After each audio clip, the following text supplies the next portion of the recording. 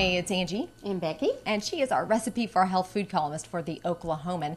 She has great ideas for heart-healthy and any type of healthy type foods, which I love. Now today, it's a steak, is that right? Yes, with green peppers in a slow cooker. Wow, very nice, And very nice. I love this time of the year to be able to use slow cookers because you can put it on to cook before you leave the house in the morning. There you go. And you do a wonderful dinner. That's true. Yes. Very convenient. Okay, Now, how do we start off? This particular recipe, we actually are going to start by browning our meat. So I'm putting a little olive oil in a skillet, 2 tablespoons.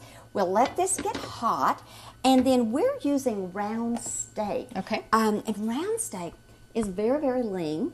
And that's one of the things when we're working with a very lean meat, we want to use moisture while we're cooking, a moist heat cooking method, which is a slow cooker. Okay. And then in addition to that, it just tenderizes it when you're using low heat rather than a higher heat. Okay. Now I have cut the round steaks in little strips about like this. Okay. And we'll let's see if our oil's hot, and it is. It's getting hot. We've got 2 pounds of meat here, and I'm just going to put these in. We'll let them begin to cook just to brown. They don't need to cook thoroughly at all in the skillet. We just want them brown, and it just makes the finished product a lot nicer. Okay, Becky, this looks good, and it smells good. Oh, doesn't it, though? I love to smell this cooking. You can see that our meat's just lightly brown, and it's not completely cooked. Of course, it doesn't need to be. We're going to transfer this to our slow cooker. Okay. And so thank you for taking that lid. We'll just put this in the liquid, the cooking liquid in here. Okay. And I'm going to go ahead and turn this on low. Okay. And I've got a bowl here. I'm going to mix my soy sauce, 1/4 cup of soy sauce. And people could use the reduced sodium if they wanted to. Okay.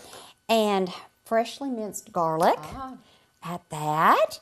And then I have in here my ginger and a little bit of pepper and a little bit of salt, all added together. And we're going to add this. And then we're going to put our onions in. And we've sliced these to be 1/4 inch to 1/2 inch thick, just in rings. We'll add these and mix these just to coat the onions. Yeah, that's a little tough. Yeah, it is. I should have used a bigger bowl, I think. But this just helps to get it all mixed. It sure does. And then we're going to transfer this to the meat that we added to our slow cooker. Okay. And Angie, if you can grab that lid and put it on, thank you. We're going to let this cook on low for 5 or 6 hours. It could cook a little longer than that if people aren't going to be home for a little bit longer than that. No problem. That's fabulous. And then we'll come back and add a few more ingredients. Wonderful. Okay. All right. This is a long process, but it's pretty simple. So tell us what's next. Very simple. I'm adding cornstarch to my tomato juice.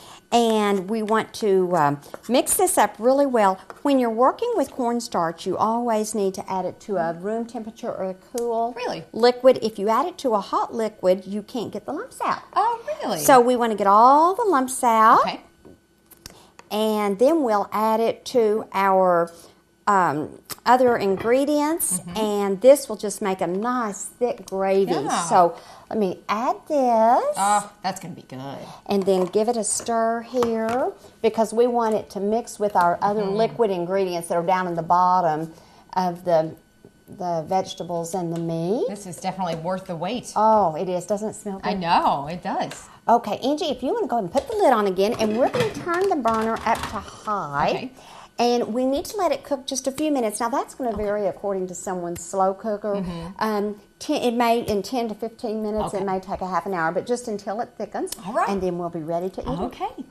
Now, here is the final plate. This is beautiful. Oh, my goodness. This is definitely worth the wait. Tell us what all we have. Well, this is our steak with peppers. And Angie, I have chosen today to serve it with rice on the side. This is a whole grain rice. Put a few little walnuts on it. Very but nice. you could also serve this on top of the rice if you wanted to. Oh, yeah. You could serve it with a pasta like a fettuccine There you or go. a linguine, something like that. And then this is a very simple coleslaw. And it's just a cabbage mix with a little bit of dressing added to it. Very nice touch. Very nice touch. Yes, it is, and it's so colorful. I know, that's what I was going to say. I love the colors. So this is very healthy. So if you guys are looking for something that's simple, maybe a little bit of a long process, but it's still simple, this is a great recipe to look at. So check out the recipe in the Oklahoman in the Life section for her Recipe for Health food column by Becky Varner. Thank you so much. Thank you, Angie.